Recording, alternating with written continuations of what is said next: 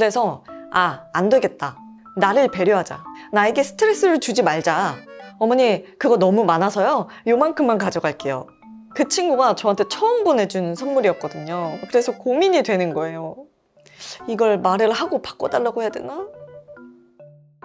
여러분, 안녕하세요. 프로입니다. 여러분, 혹시 누군가가 나에게 부탁을 했을 때 잘 거절하지 못해서 스트레스 받았던 적 있으신가요?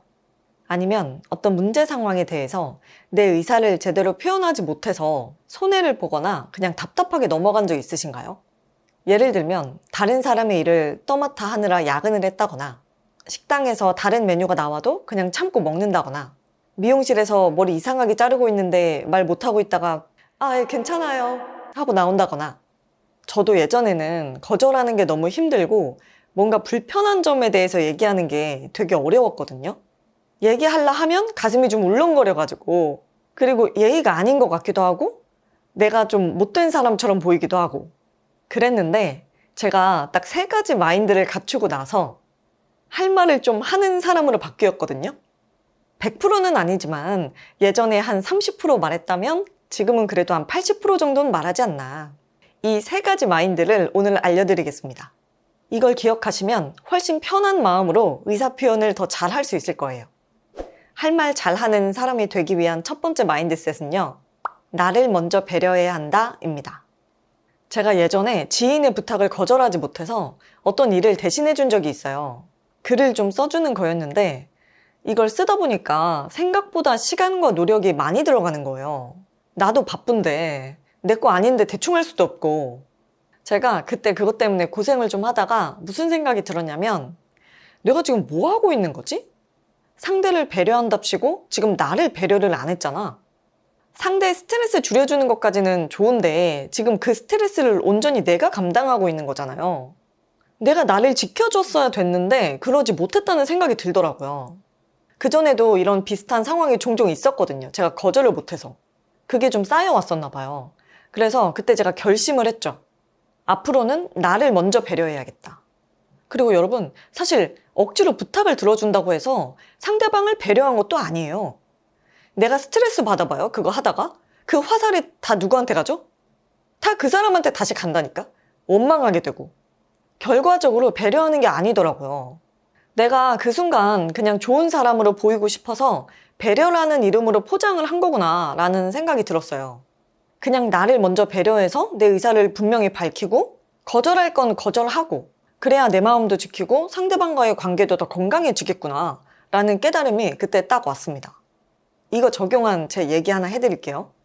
친정이나 시댁에 가면 음식을 진짜 많이 싸주시잖아요. 저도 처음에는 그냥 주는 대로 다 받아왔거든요. 솔직히 너무 감사한 일이고 진짜 맛있고 편한 것도 맞아요. 근데 저는요, 사실 냉장고에 음식을 많이 쌓아두는 걸 좋아하지 않습니다. 오래 둘수록 신선도가 떨어진다고 생각해서 가능하면 빨리빨리 먹는 거 좋아하거든요. 같은 음식 계속 먹는 것도 안 좋아하고. 근데 음식을 많이 받아오니까 이게 신선할 때 먹으려면 음식을 빨리 먹어야 되잖아요. 그래서 많이 먹어야 되고 며칠을 연달아 같은 걸 먹어야 돼서 약간 스트레스를 받더라고요. 혹시라도 음식이 상해서 버려야 되면 너무 죄책감 들고. 그래서 안 되겠다.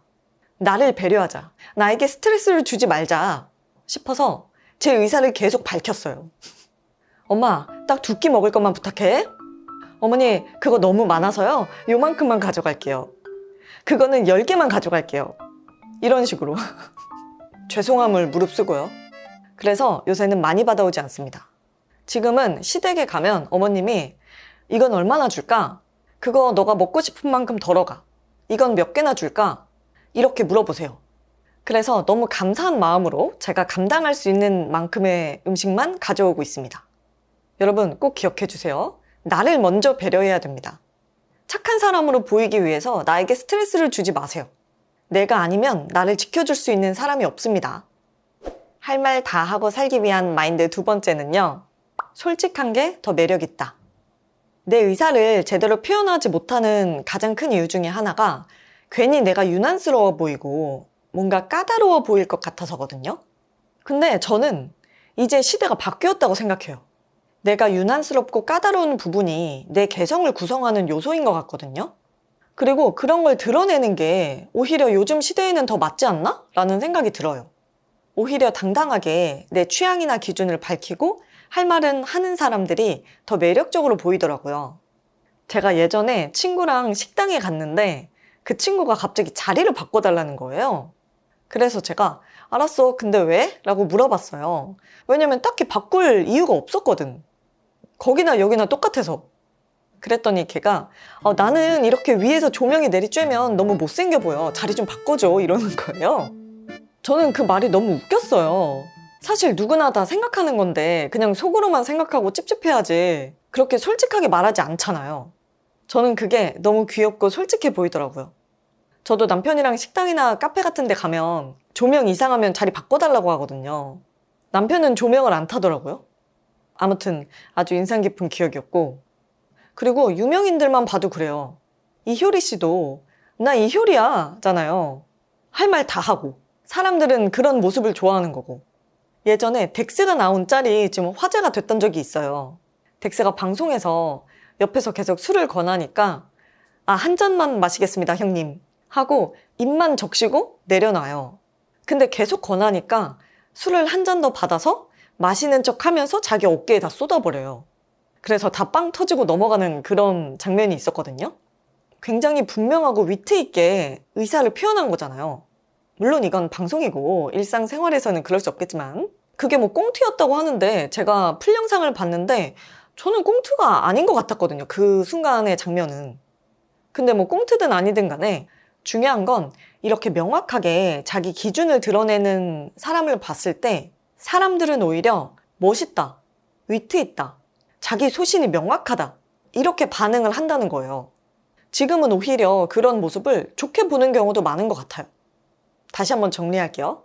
남에게 피해를 주지 않는 선에서 내 취향과 기준을 명확하게 드러내고 내 유난스러움을 솔직하게 드러내는 사람이 더 매력적으로 보일 수 있습니다. 마지막 세 번째 마인드셋은요. 때로는 내가 할 말을 할 때 관계가 더 편해질 수 있다. 우리가 보통 이런 걱정을 많이 하잖아요. 내가 거절해서 아니면 내가 내 의사를 밝혀서 사이가 어색해지면 어떡하지? 이런 걱정 하잖아요. 근데 생각보다 그렇지 않아요. 물론 내 말을 어떻게 전달하느냐에 따라 좀 다르겠지만 오히려 내가 솔직하게 내 생각을 말했을 때 심리적으로 더 가깝고 편하게 느낄 수도 있어요. 제가 작년에 친구한테 생일 선물로 카톡으로 과일을 보내준 적이 있어요. 그 친구가 둘째를 낳고 얼마 안 된 시점이었어요.